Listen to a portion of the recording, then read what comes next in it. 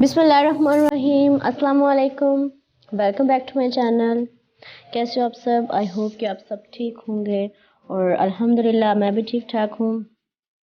आज मैं आप लोगों के साथ चिकन वेजिटेबल मैक्रोनी की रेसिपी शेयर करने जा रही हूँ और आई होप कि आप लोगों को ये रेसिपी पसंद आएगी। तो इससे पहले आपसे रिक्वेस्ट है कि मेरे चैनल को लाइक शेयर और सब्सक्राइब लाजमी कीजिएगा। तो चलते हैं रेसिपी की जानिब। फ़र्स्ट ऑफ़ ऑल एक पैन में मैंने तकरीबन 1 टेबल स्पून ऑयल शामिल किया था और उसमें बंद गोभी ऐड किया है और इसको 2 से 3 मिनट के लिए फ्राई करना है। इसको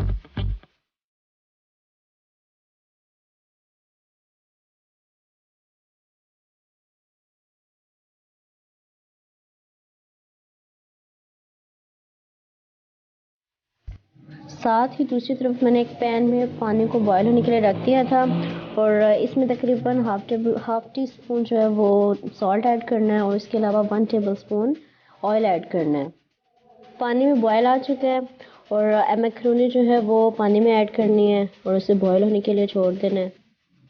मैक्रोनीस को साथ साथ चेक भी करते रहें और उसको स्पून चलाते रहें ताकि वो चिपके ना आपस में।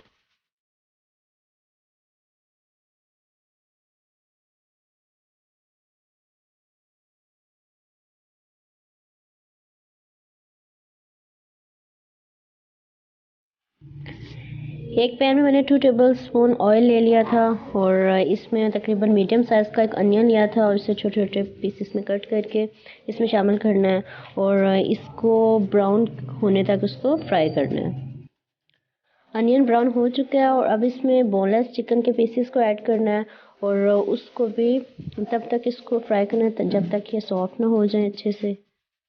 जब तक हमारा चिकन जो है वो ब्राउन होता है तब तक मैंने जो हमारे पास शिमला मिर्च थी उसको भी मैंने फ्राई कर लिया है और शिमला मिर्च और जो बंद गोभी है उनको अच्छे से अपने फ्राई करना।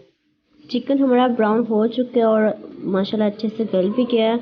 तो इसमें जो मैंने शिमला मिर्च थी वो ऐड किया है और इसको अच्छे से मिक्स करने के बाद इसमें कुछ स्पाइसेस जाएंगे। स्पाइसेस में सबसे पहले 1 टीस्पून कोरिएंडर जाएगा।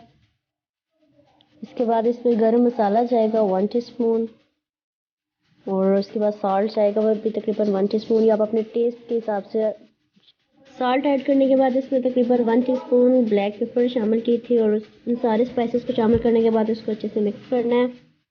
अब इसमें 1.5 टीस्पून जो है वो रेड चिली पाउडर ऐड करेंगे और उसको ऐड करने के बाद इसको अच्छे से मिक्स करेंगे। स्पाइसेस ऐड करने के बाद इसमें कुछ सॉसेस जाएंगे जिसमें फ़र्स्ट ऑफ़ ऑल इसमें शामिल किया मैंने सिरका तकरीबन 1 टेबल स्पून, सोया सॉस इसमें तकरीबन 1.5 टेबल स्पून जाएगा और इसके साथ इसको मिक्स करने के बाद और अब इसमें जाएगा तकरीबन चिली सॉस वो भी 1.5 टेबल स्पून ही शामिल किया है और सारे सॉसेस ऐड करने के बाद इनको अच्छे से मिक्स करना है और मिक्स करने के बाद जो हमारे पास बंद गोभी थी फ्राई की हुई अब वो इसमें शामिल करनी है। उसको भी एक से 2 मिनट के लिए फ्राई करना है। यहाँ पर मैंने कैरेट्स ऐड किए हैं। अच्छा, कैरेट्स को मैंने पहले अच्छे से बॉईल किया है, इसको फ्राई नहीं बल्कि बॉईल किया है और इसके बाद इसमें मैंने मटर ऐड किए हैं और मटर को भी मैंने बॉईल किया था। ये 2 चीज़ें इसमें बॉयल होती हैं, बाकी चीज़ें जो है वो फ्राई करनी है और इन चीज़ों को शामिल करने के बाद इसको अच्छे से मिक्स करना है। यहाँ पर मैंने कुछ फिंगर चिप्स बनाए थे वो भी शामिल किए हैं और इसको भी शामिल करने के बाद 1 से 2 मिनट के लिए इसको अच्छे से फ्राई करें। इन दी एंड मैंने इसमें मैक्रोनी शामिल कर दिए हैं। अच्छा, मैक्रोनी को हमेशा आप ठंडे पानी से बार बार उसको मतलब उसमें ठंडा पानी डालते जाएं ताकि आपस में वो चिपके ना। मैक्रोनी शामिल करने के बाद इन सबको अच्छे से मिक्स करना है।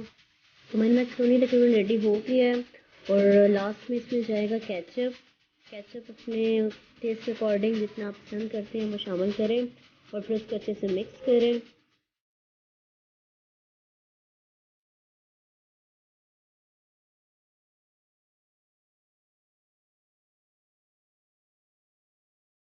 मैक्रोनीस को थोड़ा सा अच्छा लुक देने के लिए मैंने इसमें 2-3 ड्रॉप जो हैं वो फूड कलर ऐड किया है और फूड कलर को ऐड करने के बाद भी इसको अच्छे से मिक्स करें। ये ऑप्शनल है, अगर आपका दिल करता है तो आप डालें, अदरवाइज इट्स ओके। मज़ेदार सी चटपटी सी मैक्रोनीस बन के रेडी हो चुकी है। अब इसको मैं डिश आउट कर रही हूँ। आप इस रेसिपी को ट्राई करें और मुझे फीडबैक दें कि ये रेसिपी कैसी बनी है। आप भी मैकरोनी को इसी तरह से ट्राई करें और अपनी फैमिली को सर्व करें।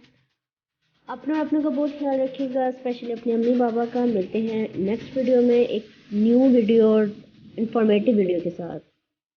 तब तक के लिए मुझे इजाज़त दीजिए। अल्लाह हाफ़िज़।